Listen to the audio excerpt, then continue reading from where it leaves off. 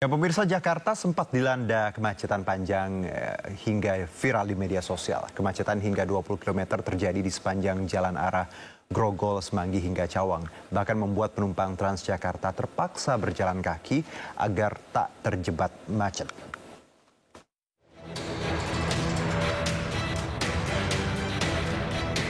Kemacetan parah terjadi di sejumlah titik di Jalan Protokol Jakarta pada Rabu malam.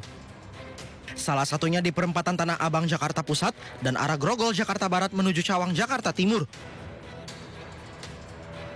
Bahkan kemacetan di Grogol tercatat sepanjang 20 km. Warga mengeluhkan kemacetan terjadi dari 1 hingga 3 jam di Jalan Semanggi menuju Selipi. Pintu masuk tol itu ditutup karena lagi ini perbaikan. Ditutup. Penjompongan tutup, sama Semanggi juga ditutup. Satu lagi depan BPJS Ketenagakerjaan ditutup juga. Jadi ada pintunya itu satu aja yang di Tegaparang. Jadi semua masuk ke sana semuanya. Nah, yang paling parahnya lagi dari Tegaparang ke sini juga ditutup juga. Jadi dua arah mampet. Saya biasa itu dari rumah ke kerjaan itu paling enggak 15 menit. Tadi itu hampir 2 jam. Hampir 2 jam muter-muter. Kemacetan terjadi akibat ditutupnya sejumlah gerbang tol pasca aksi akhir Agustus 2025 lalu. Atas kemacetan yang membuat horor warga Jakarta, Pemprov pun mengantisipasinya dengan perbaikan gerbang tol dilakukan saat hari libur atau ketika aktivitas berkendara masyarakat sedang lengang. Di Semanggi, kemacetan kemarin disebabkan oleh pintu Semanggi 1, 2 yang dilakukan perbaikan karena ekses dari demo-demo kemarin yang mengalami kebakaran dan sebagainya. Dan itu dilakukan secara bersamaan. Jadi tadi saya sudah minta kepada Dinas Perhubungan untuk mengkoordinasikan jangan lagi dilakukan ketika jam banyak masyarakat sedang bertransportasi, berangkat pulang kerja. Kemarin kan pulang kerja. Kalau mau melakukan ya hari libur lah gitu ya. Guna mengurai kemacetan, petugas kepolisian dan jasa marga akan memperbaiki gerbang tol secara bergantian. Dari Jakarta, Tim Liputan iNews melaporkan. Personel trio Kwek-Kwek Leoni kembali soroti anggaran gaji anggota DPRD Tangerang Selatan. Leoni berharap Wali Kota Tangsel mau temui warganya untuk berdiskusi.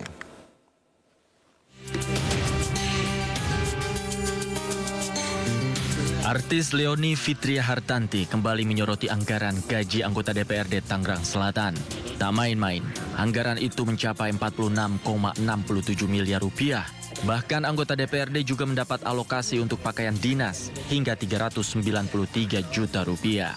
Menurut Leoni, jika anggaran 46,67 miliar tersebut dibagi untuk 50 anggota, maka masing-masing akan mendapatkan kurang lebih 921 juta per orang. Mantan personil trio Kwek-Kwek ini juga menyoroti anggaran medical check-up anggota DPRD yang nilainya juga fantastis. Melihat nominal anggaran tersebut, Leoni meminta kepada para anggota DPRD Tangsel untuk segera bekerja dan mengagendakan pertemuan antara warga Tangerang Selatan dengan Wali Kota Tangsel Benyamin Daphni. Tim Liputan iNews melaporkan. Ya, pemirsa, sebelumnya mantan aktris cilik Leoni Fitria Hartanti juga kritisi pengelolaan anggaran pemerintah Kota Tangerang Selatan. Anggaran dinilai janggal dan tak masuk akal. Wali Kota Tangerang Selatan mengaku siap bertemu dengan Leoni untuk jelaskan duduk permasalahan secara rinci. Gue mau curhat dikit ya. Jadi kan gue ini lagi ngurus. Inilah video artis Leoni yang viral di media sosial. Dalam video, Leoni mengeluhkan adanya biaya pergantian nama ahli waris di rumahnya. Tak sampai di situ, Leoni juga membongkar laporan anggaran di pemerintah Tangerang Selatan di tahun 2024 yang ada di laman situs tangerangselatan.go.id. Leoni pun siap untuk bertemu dan berdiskusi soal anggaran ini. Ada beberapa hal juga yang lebih penting yang pengen saya dan mungkin sebagian masyarakat Tangsel ingin sampaikan terkait permasalahan sampah, terkait permasalahan jalanan, dan masih banyak lainnya. Mudah-mudahan kita bisa berdialog secara terbuka, nggak cuma saya doang, tapi juga beberapa masyarakat bisa ikut hadir juga di situ. Yang pasti saya tunggu undangannya, Pak. Bisa hubungi saya aja, terserah mau lewat cara apapun. Saya tunggu ya, Pak. Terima kasih. Wali Kota Tangerang Selatan Benyamin Daphni pun mengajak Leoni bertemu untuk menjelaskan duduk permasalahan secara rinci. Benyamin Daphni menambahkan untuk laporan anggaran yang dimaksud oleh Leoni hanya jaringan pemeliharaan kantor pusat pemerintah, bukan untuk pemeliharaan jalan ke Tangerang Selatan. Memang tadi sudah dijelaskan 731 juta nggak mungkin ngebenerin jalan sebesar itu. Itu hanya satu khusus untuk perbaikan jaringan listrik dan itu pun hanya di Pemkot saja. Ya kan hanya di kantor Pemkot saja, bukan se-Tangerang Selatan. Makanya jumlahnya 731 juta dan itu sudah dilaksanakan. Selain pemeliharaan jalan, Leoni juga menyoroti program penunjang urusan pemerintah daerah yang nilainya mencapai 2 triliun rupiah.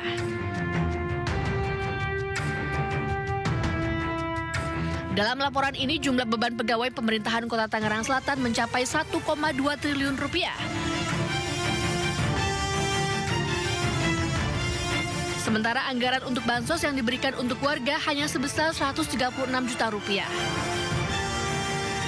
Tim Liputan, iNews melaporkan.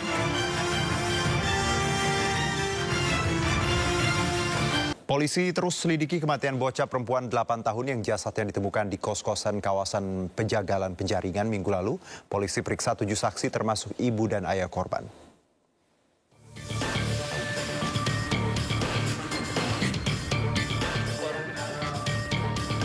Penyebab pasti kematian bocah perempuan 8 tahun di kawasan Pejagalan Penjaringan Jakarta Utara masih misteri. Satreskrim Polres Metro Jakarta Utara belum tetapkan tersangka. Namun telah periksa 7 saksi, termasuk ayah dan ibu korban yang sudah 4 bulan berpisah beserta para tetangga. Polisi juga periksa kejiwaan orang tua korban. Ada beberapa saksi yang kita periksa ya. Ada 7 orang yang sudah kita periksa, itu termasuk ibu korban, kemudian ayahnya juga, kemudian beberapa tetangga korban yang ada di situ. Sebelumnya, tim forensik Rumah Sakit Polri Kramat Jati menemukan adanya tanda kekerasan pada jenazah korban. Berupa luka akibat kekerasan benda tumpul di kepala dan kaki. Namun penyebab pasti kematian korban masih diselidiki melalui uji laboratorium forensik. Sebelumnya, warga temukan jasad korban di kamar kos-kosan dalam posisi telentang di bawah tempat tidur dan tidak mengenakan pakaian. Polisi yang menggelar olah TKP menemukan barang bukti buku tabungan, pakaian, sandal, dan botol minum. Menurut warga, korban tinggal bersama ibunya. Namun saat penemuan jasad korban, ibu korban tidak berada di lokasi. Dari Jakarta, Sofyan Firdaus, iNews, melaporkan. Pemirsa, tim Satgas Operasi Damai Kartens berhasil mengevakuasi 2 warga pendulang emas yang menjadi korban pembunuhan di Kampung Binki, Distrik Seradala, Yahukimo, Papua Pegunungan.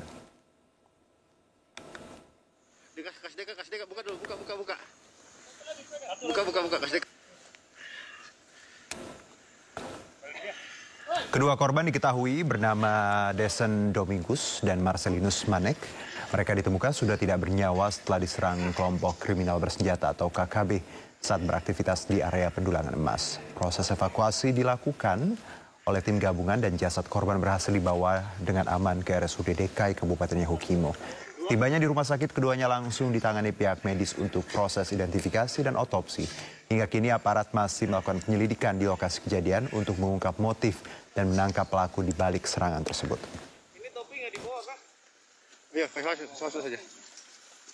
Tim gabungan Satgas Ops Damai Kartens 2025 bersama Polres Yahukimo dan TNI telah berhasil mengevakuasi 2 dari 5 korban masyarakat penambang yang menjadi korban aksi pembunuhan oleh KKB yang menamakan dirinya Kodap 16. Motif penembakan oknum TNI yang nyaris mengenai seorang anggota Intel Kodim di salah satu bank di Goa, Sulawesi Selatan terungkap. Hasil pemeriksaan sementara diduga pelaku mengamuk di dalam bank karena terjerat masalah judi online.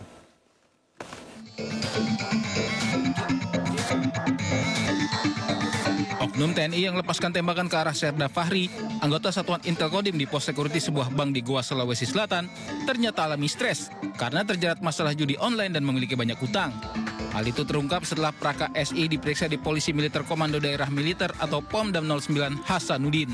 Pelaku juga arahkan tembakan ke Serda Fahri karena takut ditangkap usai mengamuk di bank. Beruntung tembakan tidak mengenai korban. Mungkin yang bersangkutan ini ada beban mental karena informasi yang saya dapat dari pihak bank sendiri menyampaikan bahwa yang bersangkutan itu di bank bercerita kepada pihak security mengatakan bahwa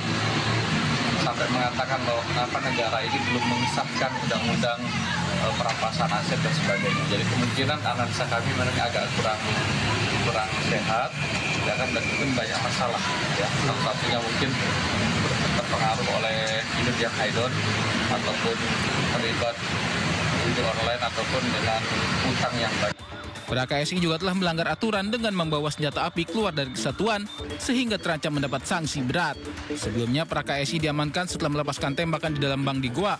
Pelaku diduga emosi karena tidak berhasil menemui kepala cabang bank. Dari Kabupaten Goa, Sulawesi Selatan, Bukma, iNews melaporkan.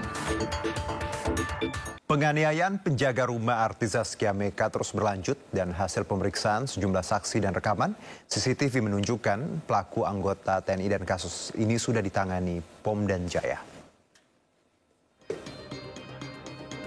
Penganiayaan yang menimpa Faisal Henry, penjaga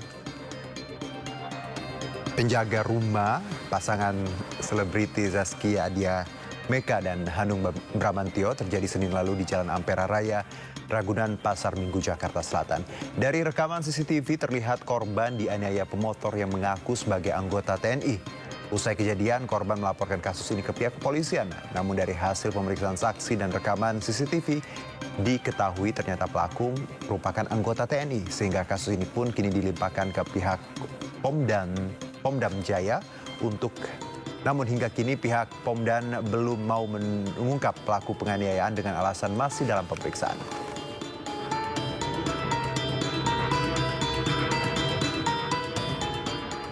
Dua kendaraan dinas pejabat berplat nomor merah terekam warga menerobos jalur khusus busway di Kebayoran Lama, Jakarta Selatan.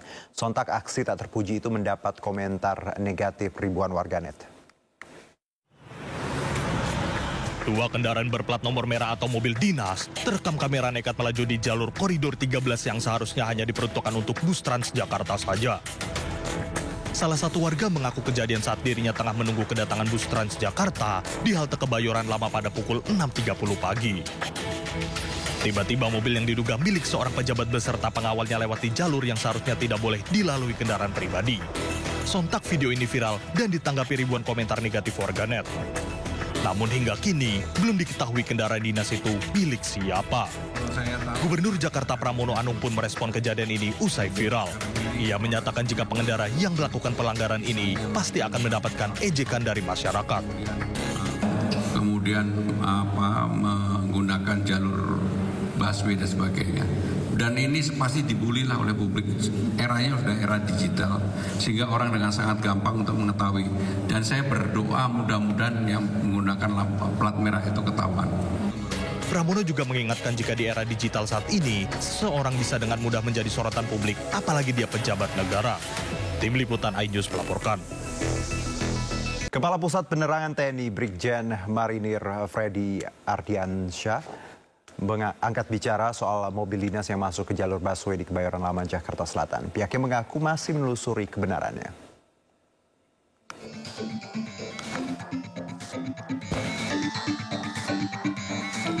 Saat ini Puspom TNI masih menelusuri serta mengumpulkan data dan informasi terkait video viral yang beredar. Pihak TNI juga menegaskan bagi prajurit dengan kendaraan dinas TNI dan melanggar aturan lalu lintas tentu akan ditindaklanjuti sesuai ketentuan yang berlaku.